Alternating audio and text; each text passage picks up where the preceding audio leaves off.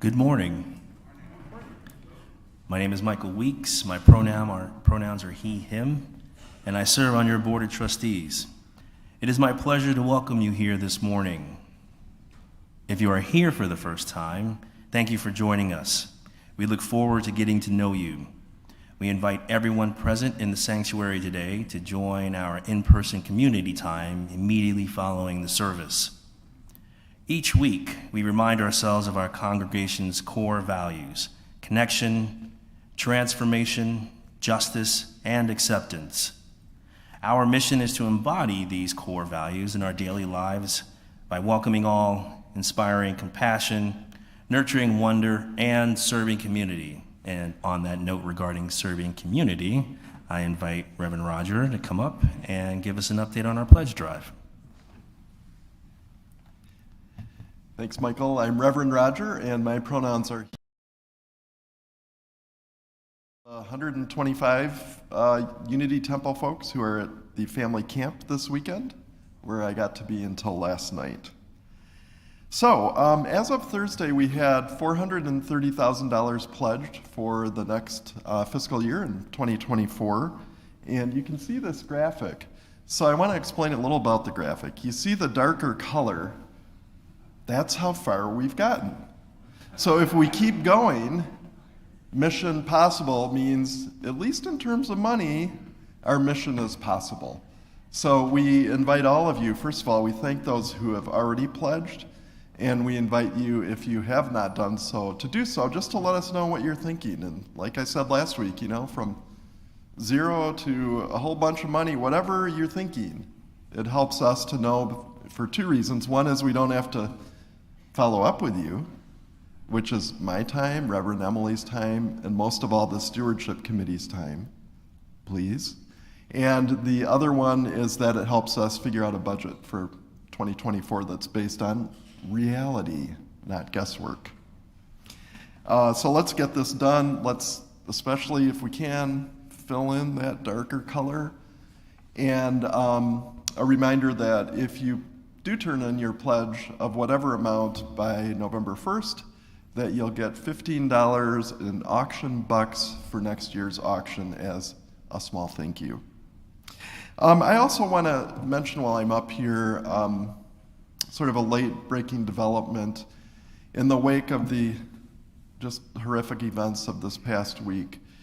The Oak Park Temple B'nai Abraham Zion and the Western Suburb Temple Har Zion invite the community to a solidarity gathering on Tuesday evening at 7 p.m., and that will be held at the Oak Park Temple on Harlem. I'm sure you can find more information on the website. Say a little more about that, but certainly our hearts are heavy.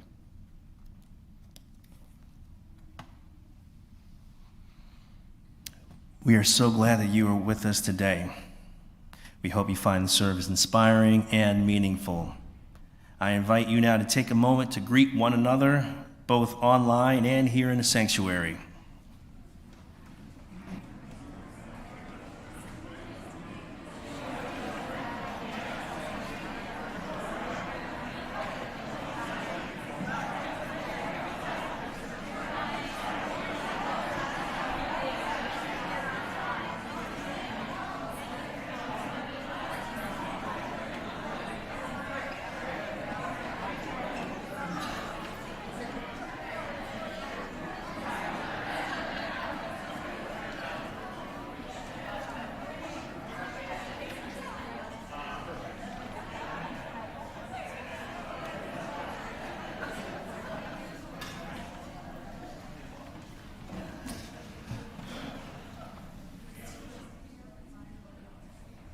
So our chalice lighter this morning is Chester. This is a special birthday weekend for Chester. Chester is in 3rd grade and loves Legos and hot dogs. So let's join in the chalice lighting words. We are Unitarian Universalists. This is the church of the open mind, loving hearts, and helping hands. We take care of planet Earth and each other.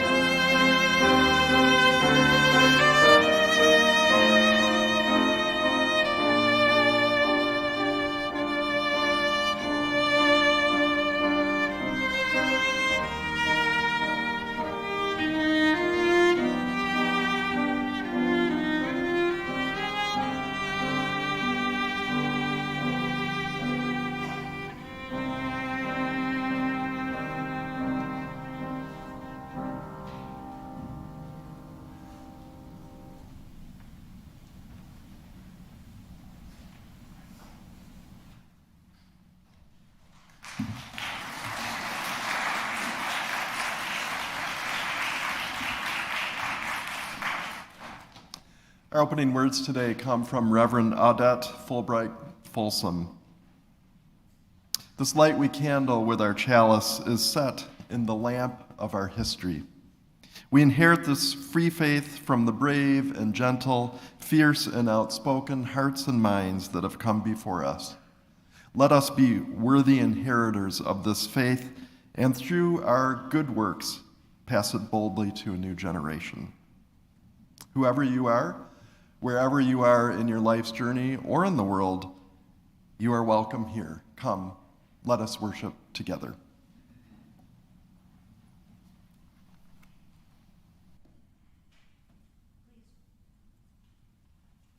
Please join me and stand in body or in spirit with hymn number 116 in the gray hymnal, I'm on my way. Go ahead, Peter.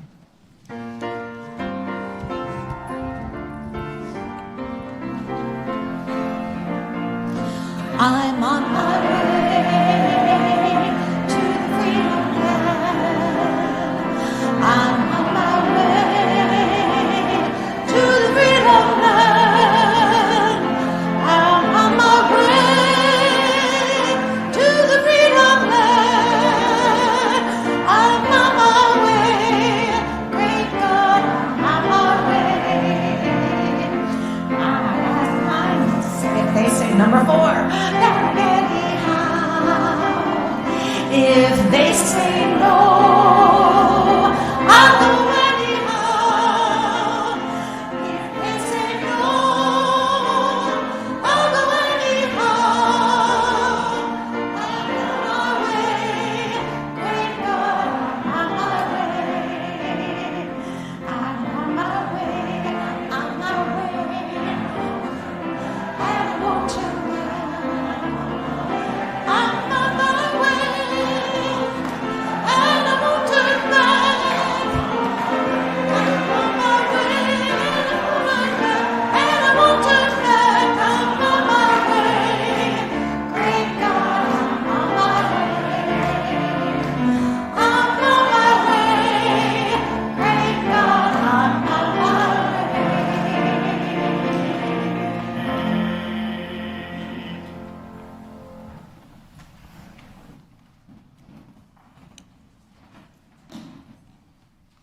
Please join me in the words of our covenant.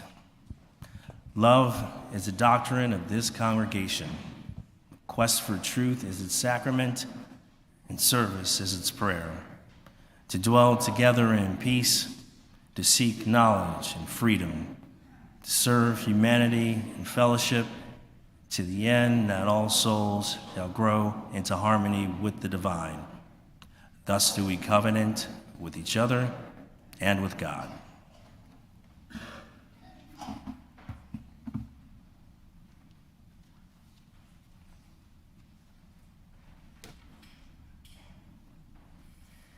Good morning. My name is Emma Farrell. My pronouns are she or they.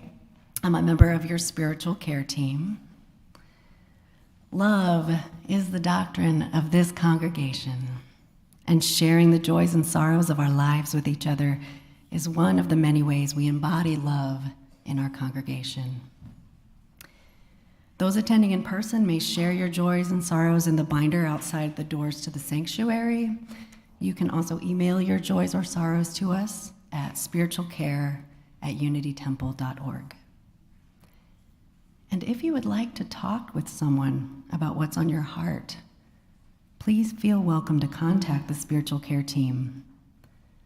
We are here to listen to you and sit with you and companion with you in times of joy and in times of sorrow. Here are the joys that were shared this week. We have 2 joys. Norman and Jane Coleman rejoice that Norman is still in wonderful health as he approaches his 88th birthday on October 18th.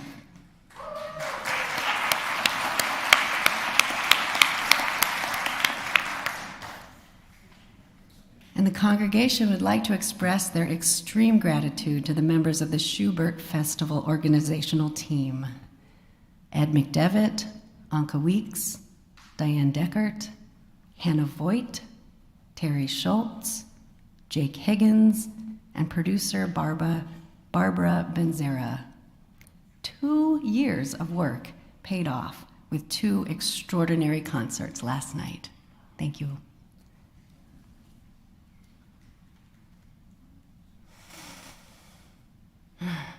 We know that some of you are holding joys or sorrows in your hearts that are perhaps too tender to share aloud in this moment. We invite anyone who has a joy or a sorrow to come forward to drop a stone into the bowl of water at one of the 4 stations we have around the room.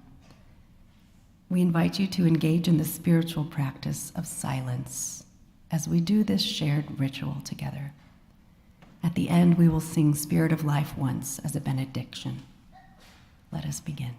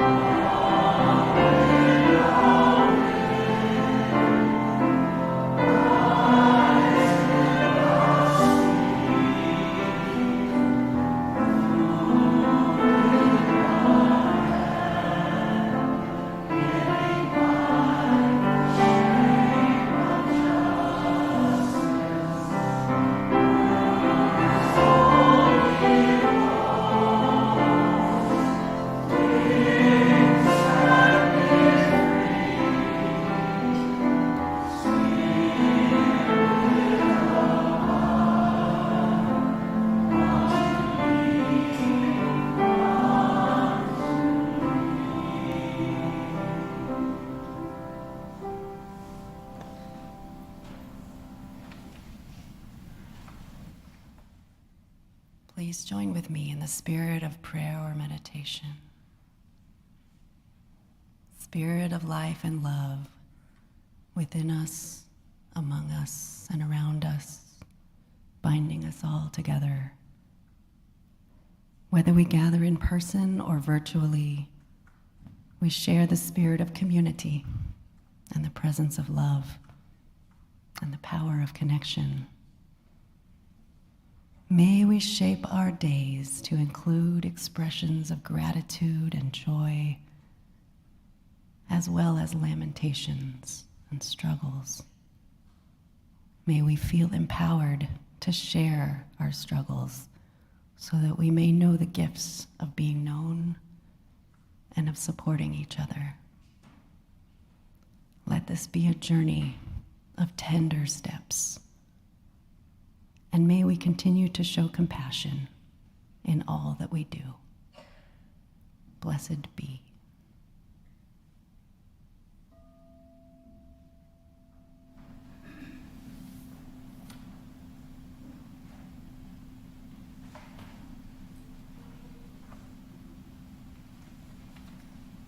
Let I'd like to invite children, however you define that, to come forward for the story.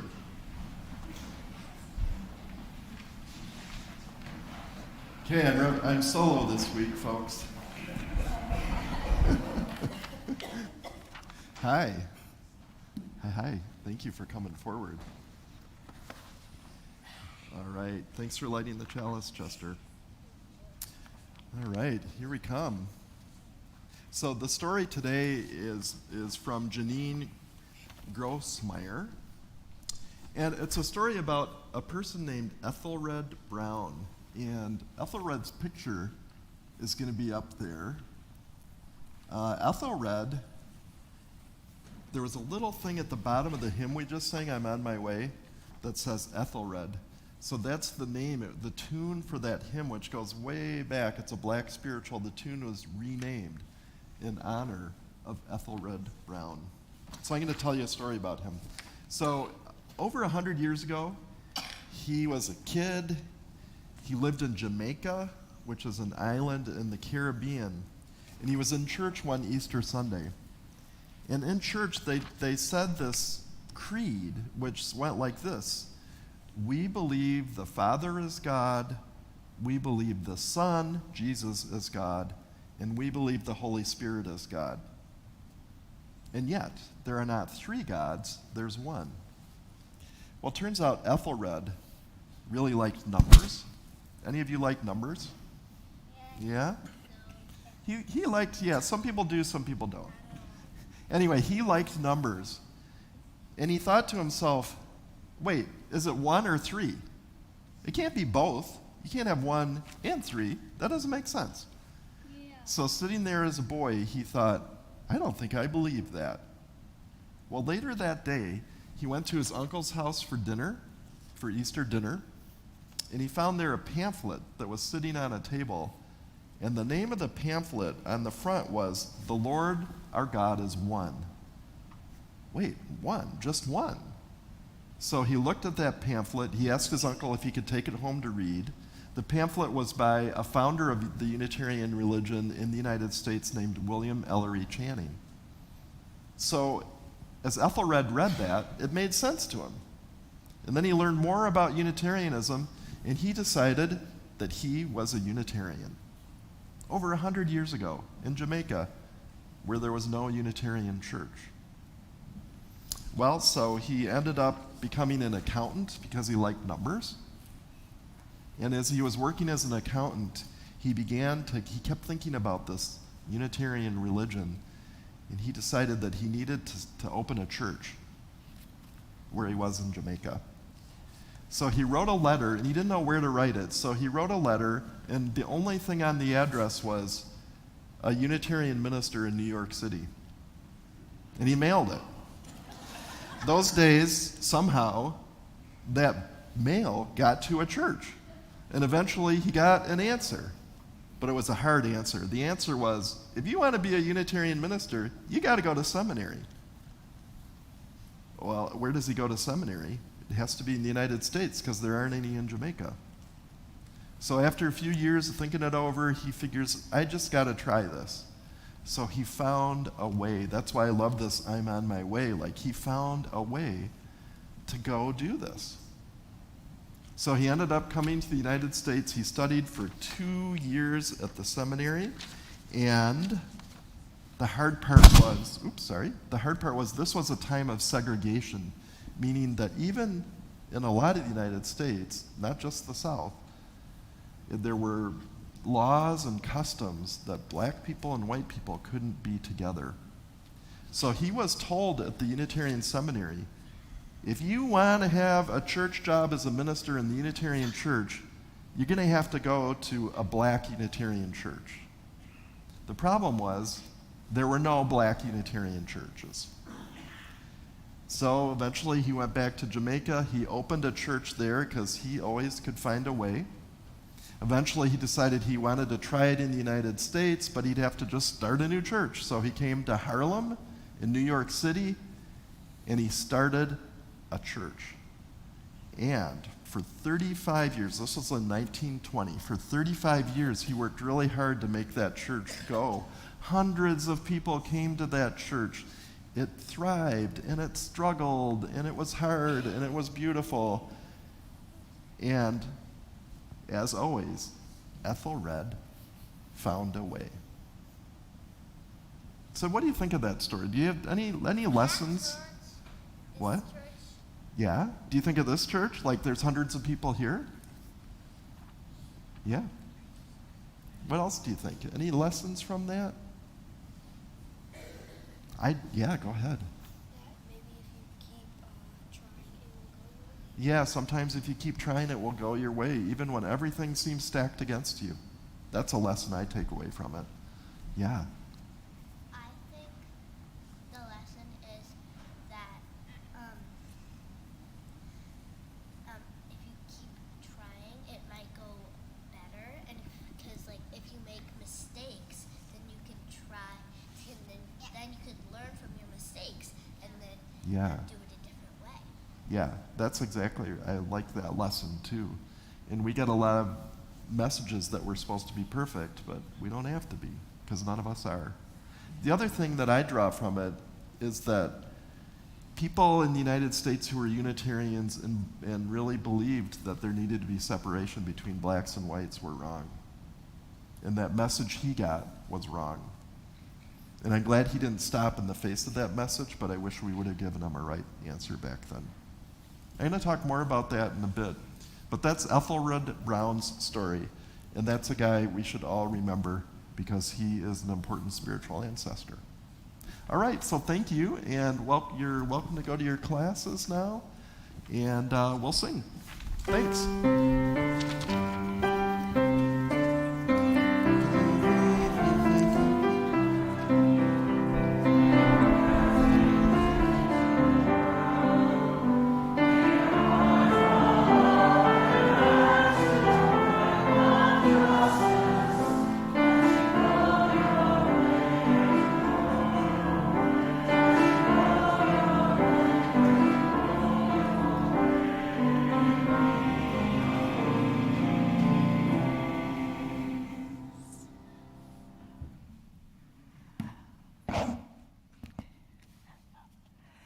Good morning.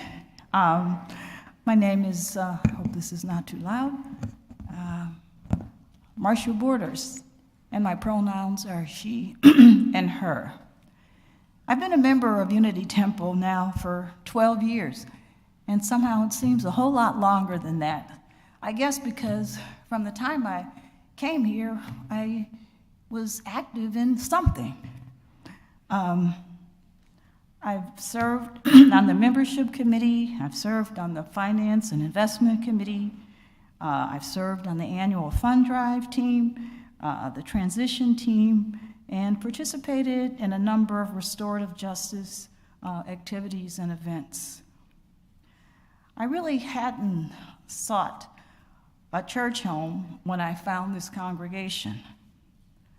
I came to a memorial service for a friend who attended Unity Temple. And during that service, I heard from the pulpit all the wonderful things that my friend had accomplished in the community. But I also heard a compassionate acknowledgement of their struggle with addiction and all the things that truly make us human. I was really impressed because often when you hear a eulogy, you sort of get a one-sided view of the person. And I really appreciated hearing about the whole of who they were. Following that service, I decided really to read up about Unity Temple, and in particular about the Unitarian Universalist faith, because I knew nothing about it.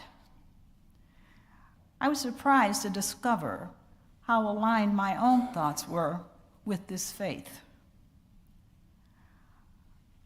It was refreshing to find a religion that didn't profess to have all of the answers, and for that to be okay.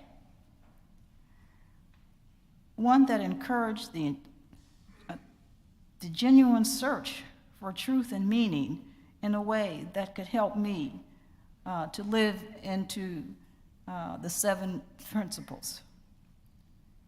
After a few months, I sort of got the nerve to come to a service at Unity Temple.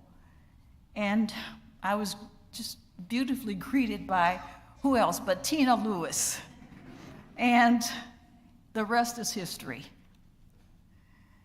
And so for me, to help me to uphold these principles and to help me on my spiritual journey when I fall short, which is much too often, I'm uplifted when I hear inspirational messages coming from this pulpit, when I hear the simple but true message read during the Story for All Ages.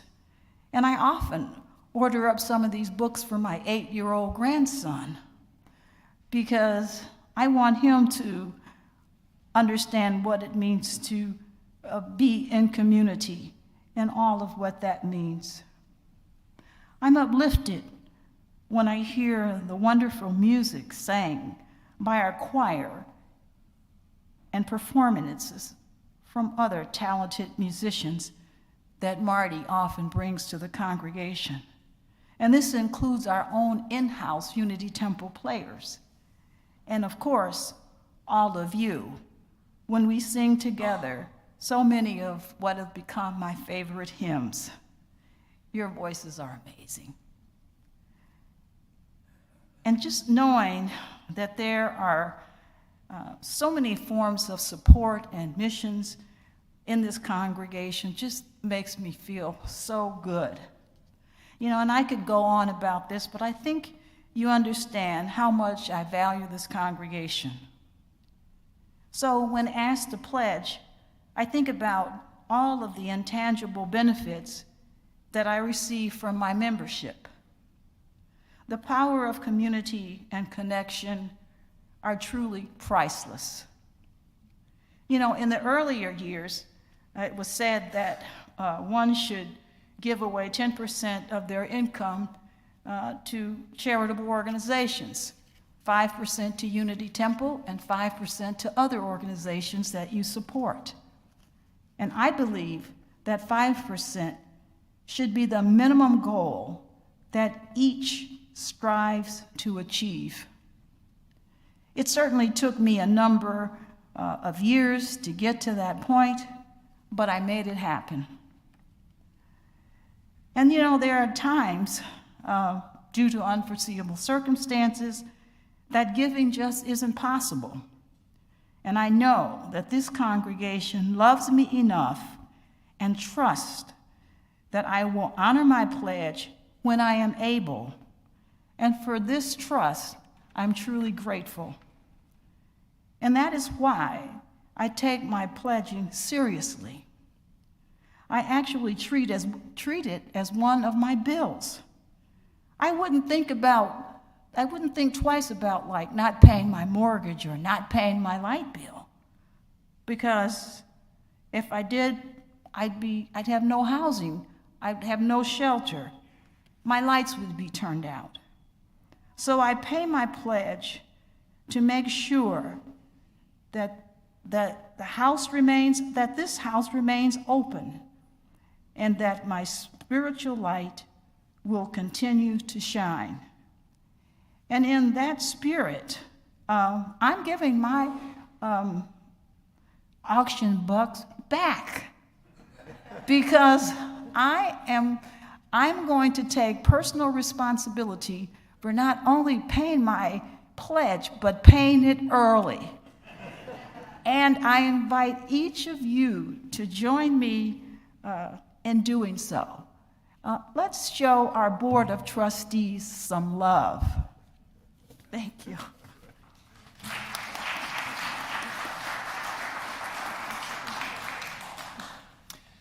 I'm Scott Ossing. I've also been here for 12 years, and I am Unity Temple's community minister.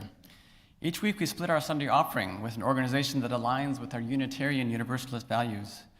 This week our offering supports the organization that I lead, the Unitarian Universalist Advocacy Network of Illinois. UUANI support empowers UUs across Illinois to work for spiritually grounded, relationally accountable, and strategically effective action in solidarity with those most impacted by injustice.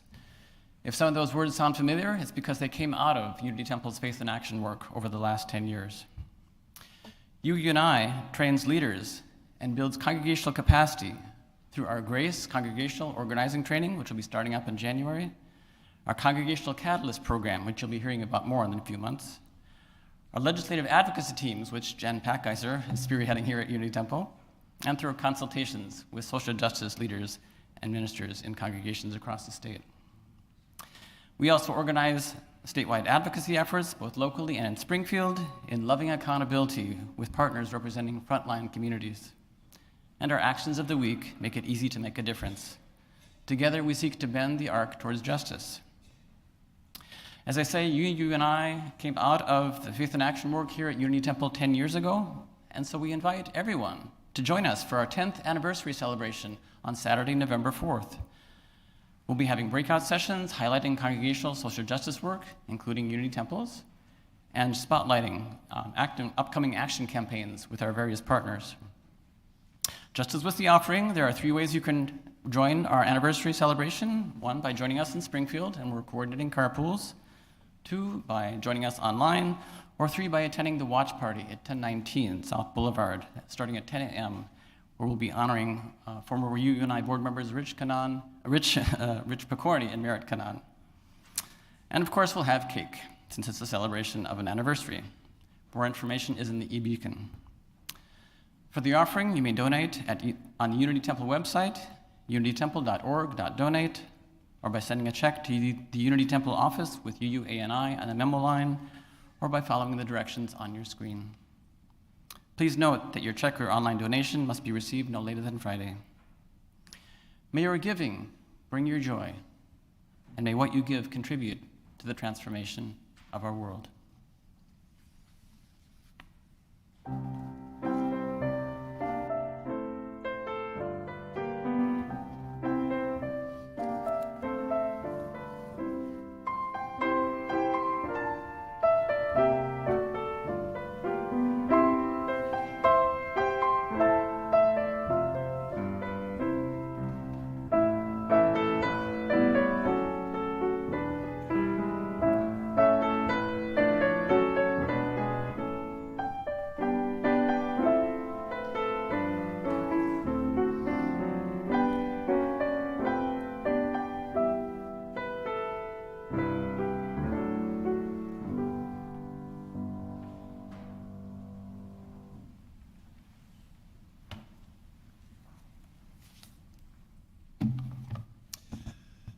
One of my favorite poems ever is called Nishmat, and it's by Marge Piercy. This poem was read at my ordination in 1990.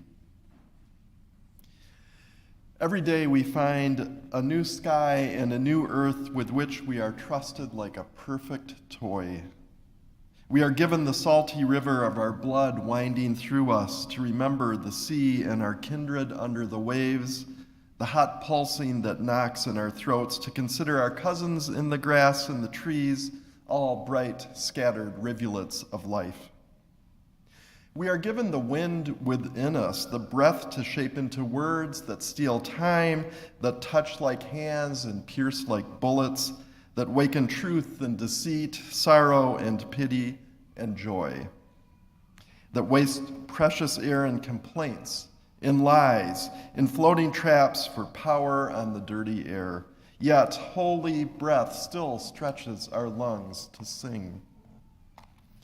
We are given the body, that momentary kibbutz of elements that have belonged to frog and polar bear, corn and oak tree, volcano and glacier. We are lent for a time these minerals and water, and a morning every day, a morning to wake up, rejoice and praise life in our spines, our throats, our knees, our genitals, our brains, our tongues. We are given fire to see against the dark, to think, to read, to study how we are to live, to bank in ourselves against defeat and despair that cool and muddy our resolves, that make us forget what we must do. We are given passion to rise like the sun in our minds with the new day and burn the debris of habit and greed and fear. We stand in the midst of a burning world, primed to burn with compassionate love and justice, to turn inward and find holy fire at the core, to turn outward and see the world that is all of one flesh with us, see under the trash, through the smog, the furry bee and the apple blossom, the trout leaping, the candles our ancestors lit for us. Fill us as the tide rustles into the reeds in the marsh. Fill us as the rushing water overflows the pitcher. Fill us as light fills a room with its dancing. Let the little quarrels of the bones and the snarling of the lesser appetites and the whining of the ego cease.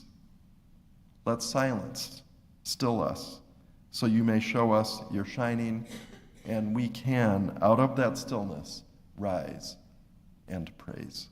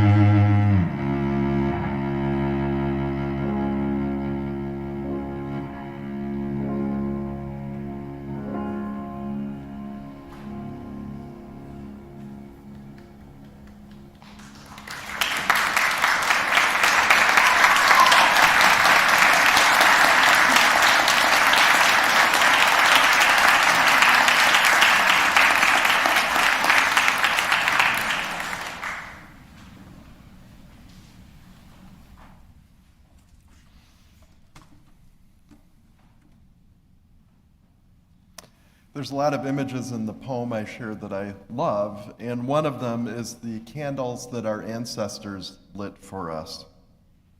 These candles help light the way for us as we continue this endless, beautiful, hard task of reforming and recreating our Unitarian Universalist faith.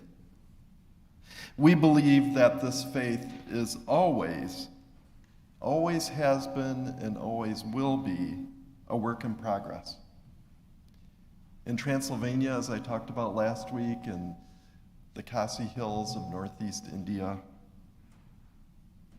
on the Negros Island in the Philippines, and today, as we'll hear in Boston in the early 1800s with Transcendentalism, and 50 to 100 years later in Harlem, and in Racine on the shores of Lake Michigan. So we begin today with Transcendentalism, and one of the early pioneers of our tradition, Theodore Parker. So no matter how progressive a theology is, rigidity as well as sometimes timidity can set in almost immediately, as was the case with Unitarianism in this country, and then there is a need for reformation and recreation. The Unitarian mainstream in the Unitarian hotbed of Boston in the early 1800s resisted becoming more expansive in its theological scope, and it resisted taking a strong stand against human enslavement. Many Boston merchants, among them Unitarians, were making money on the slave trade. This reality caused many Unitarian ministers in Boston either to ignore slavery or to advocate for very incremental steps that would take decades and decades to finally eradicate enslavement. So this rigid, timid mainstream Unitarianism was in desperate need of reformation and recreation right out of the gate. And it was Transcendentalism and two of its core ideas that were the main vehicle for this recreation. The first Transcendentalist idea was that there is not just one source of truth, the Bible, which was embraced by early Unitarians, but that there are other sources, other scriptures and stories from world religions across the world. Nature, as well as the internal search of each person. So it was Transcendentalism that was the inflection point in American Unitarian Universalism, which opened up at its best for our faith to be thoroughly pluralistic. And so as a result, American Unitarian Universalism came to encompass not just Christianity, but wisdom from other traditions, direct experience of nature, and the inner workings of the soul. The other impact of Transcendentalism was the belief that every human soul houses the divine. And if you believe this, then it necessarily leads to the understanding that every human has inherent dignity and worth. And if you believe that, then you can't ignore enslavement or work to end it 100 years from now with a tortoise-like approach. Well, Theodore Parker was in the minority of Unitarian ministers in Boston who embraced these central ideas of Transcendentalism.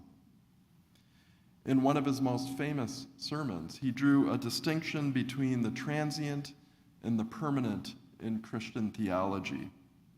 So he declared that the dogma and the specific stories about Jesus, like the miracles, were transient, and that what was permanent in Christianity were the principles of love and inclusion and justice. Let go of the transient, he said, and focus on the permanent. So not surprising given his devotion to what he saw as Jesus' message of love and justice, Parker worked tirelessly and courageously to end slavery, not in 100 years, but right away. And he did not just speak out, he acted. He harbored fugitives who had escaped enslavement in the South to the North, and he was willing to sacrifice his life to defend people that he harbored in his own house. And like another early Unitarian follower, William Ellery Channing, Theodore Parker paid a price for these views. Channing in his own church was essentially fired for being an abolitionist. Parker was not fired, but he was shunned in spite of his church becoming large and vibrant in Boston. Unitarian colleagues refused to engage in the practice of the time of pulpit exchanges because they didn't want him and his message in their church. When he died, church bells rang in celebration throughout Boston, including some Unitarian churches. He was disowned and repudiated by the establishment Unitarianism in Boston. Our second story today is about the Universalist minister Olympia Brown, another American luminary who lights the way for us. In 1863, Olympia Brown became the first woman to be ordained by a denominational body as a minister in the United States. She faced discrimination every step of the way. She had to kind of fight her way into seminary. And then, as she put it, only churches which were run down or comatose would be willing to entertain the idea of calling her. Only men could go to the churches that were vibrant. So there was one such rundown church in Racine, Wisconsin, the Universalist Church of the Good Shepherd, that had the wisdom to call her to be their minister. She was there for 9 years, and the church rekindled, becoming an amazing, vibrant community. What a piece of work for her and that church. And after revitalizing the congregation in Racine, Olympia Brown decided to leave settled ministry and focus instead on ending this disenfranchisement of women and getting women the right to vote. She worked tirelessly for this cause for the rest of her life. In her 80s, she picketed the White House and carried a sign that said, "I've waited long enough."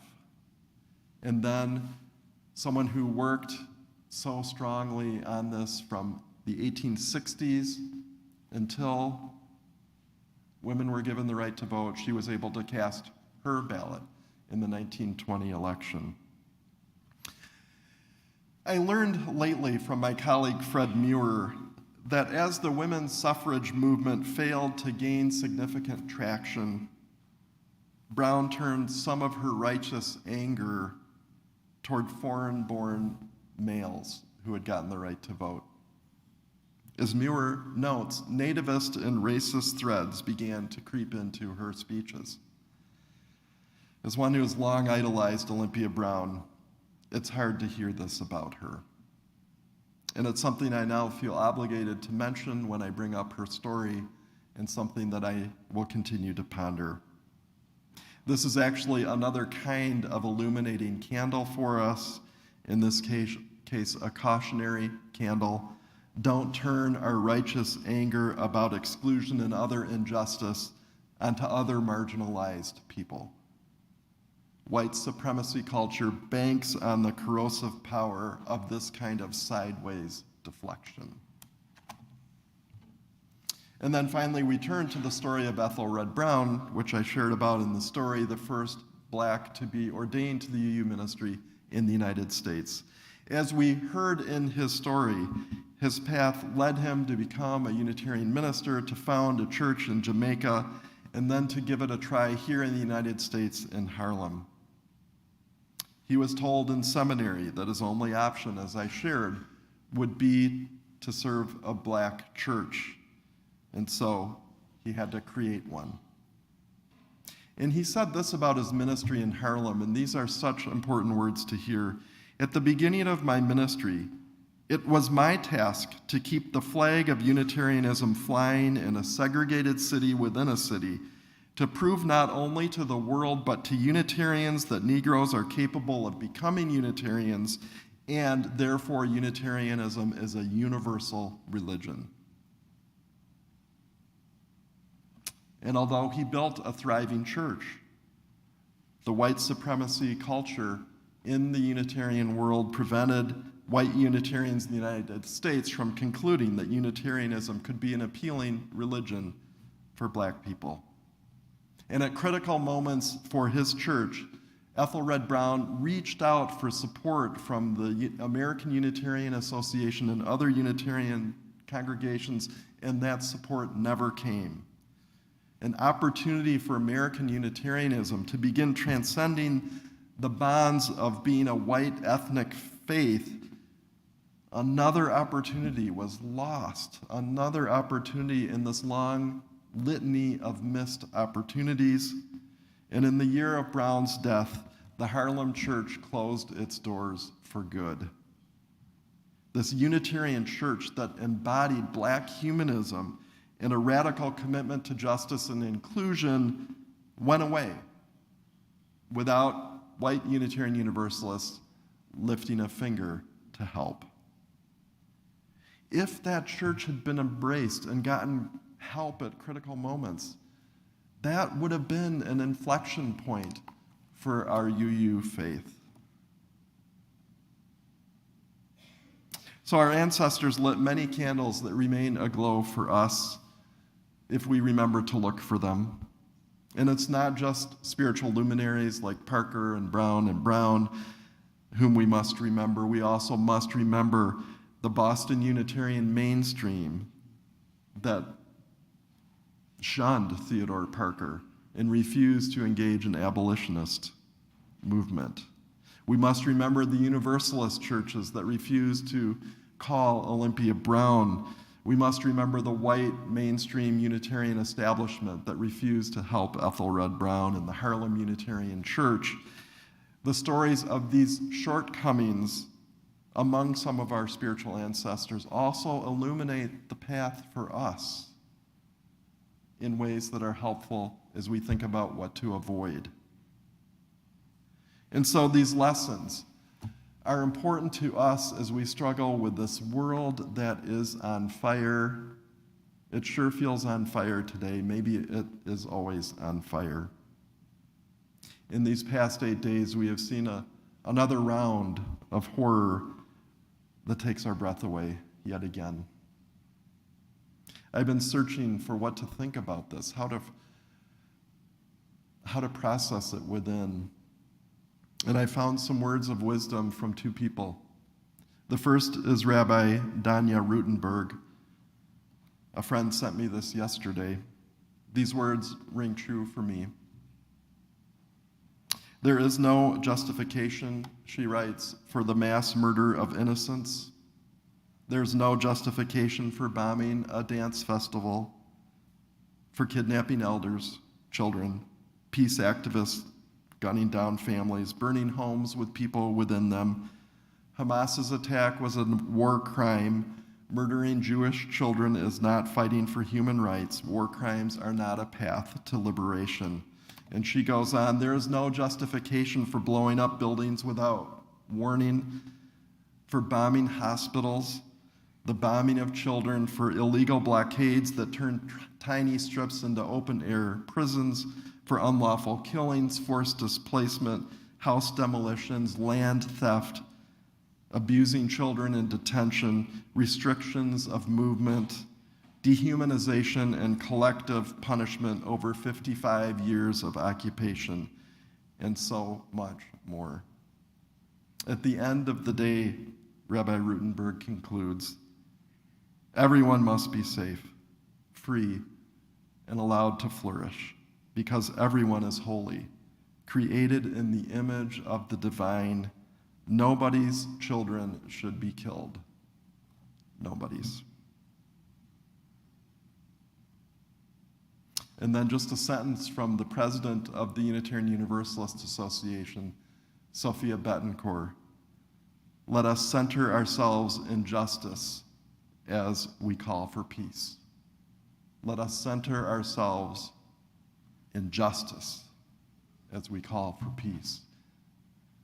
It's hard to work for peace and justice, but that's what this burning world calls us to do. And so we are in the midst of a burning world. To help us live in this world and to continue to burn with compassionate love and justice, to help us side with love wherever we need to keep reforming and recreating this beautiful, flawed faith of ours. The stories of our ancestors, both exemplary and cautionary, are not dry and useless history. They help show us the way forward in this burning world. And friends, this burning world needs us to show up.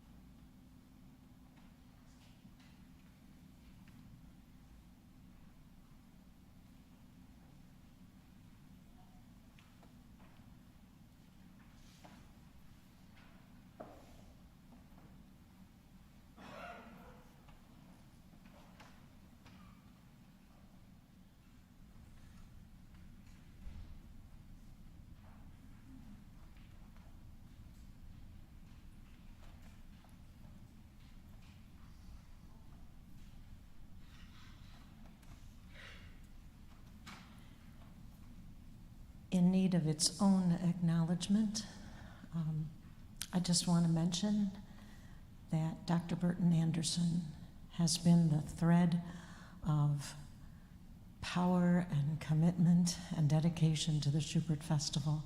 His name wasn't included.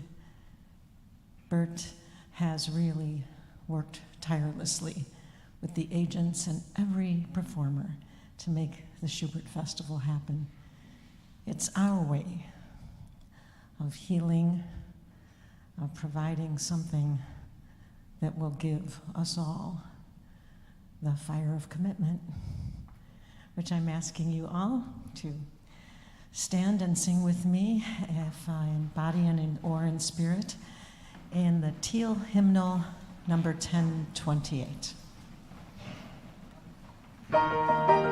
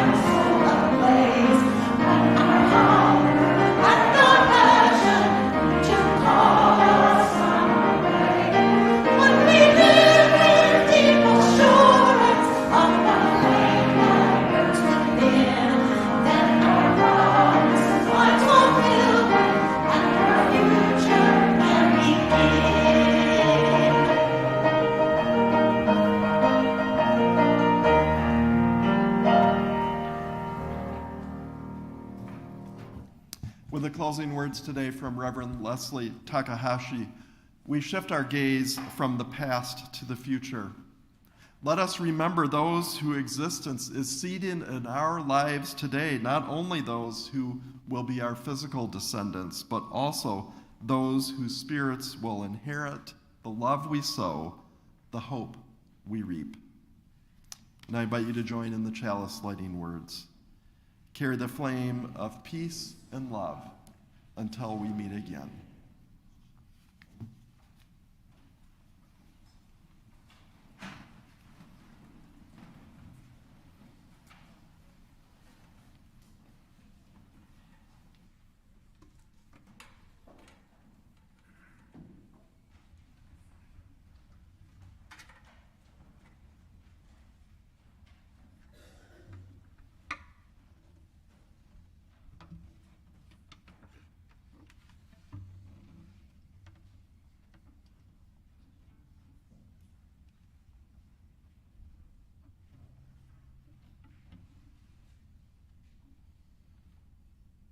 Thank you.